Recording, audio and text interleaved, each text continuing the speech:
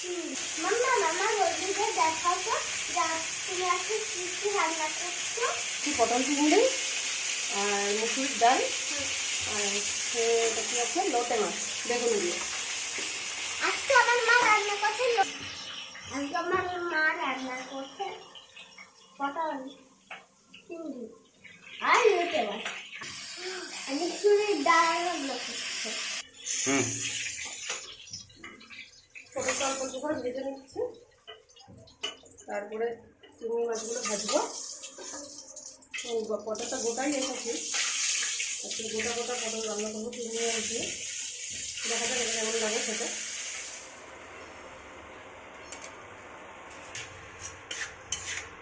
চিংড়ি মাছটা ভেজে হচ্ছে,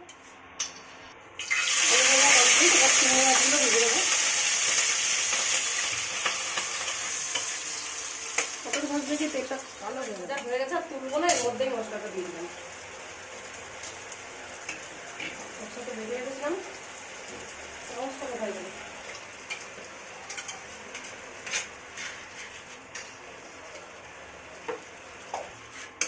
মশলা দেওয়া হয়ে গেছে, লবণ হলুদ দিয়ে ভালো করে কষাবো। কষিয়ে আলু ভাজা পটলগুলো দিয়ে আরেকটু কষাবো, তখন জল দিয়ে ফুটিয়ে নামাবো।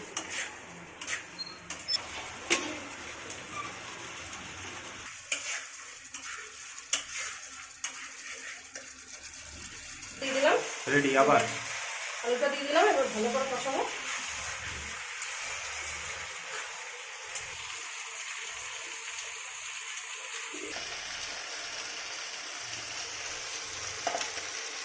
পটলটা দিয়ে দিলাম, ভাজা পটলগুলো এবার একটু কষাবো।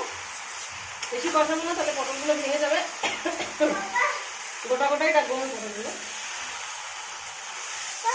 অল্প করে কষিয়ে তারপর জল দিয়ে দেবো। এবার আমি জল দেবো, জলটা একটু গরম করে রেখেছিলাম।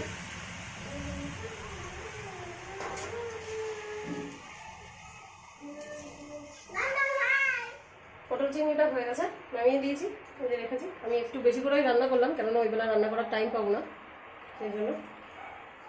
মামামের আবার পটল চিংড়ি করা হয়ে গেছে।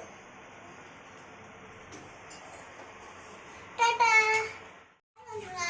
আজকে আমার মা লুটি মাছ রান্না একটু হবে, আর রান্নাটা হয়ে গেছে, চিংড়ি মুসুরির ডাল ওগুলো হয়ে গেছে।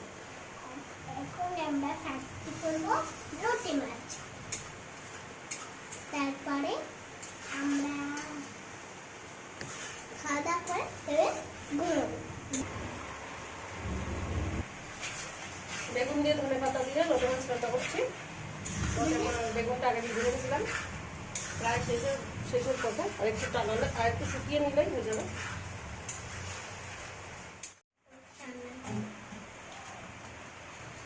Look,